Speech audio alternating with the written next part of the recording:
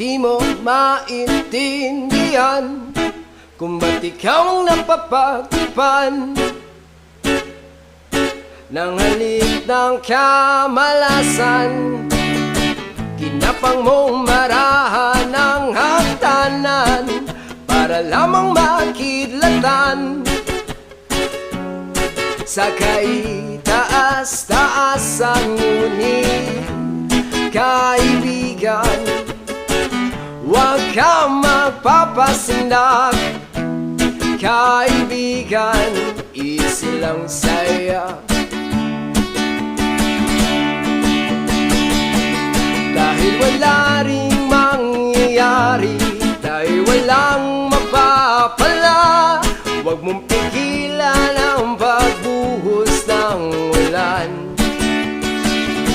May panahon para maging hari, may panahon para matapa, dahil ang buhay natin ay sadyang ganyan.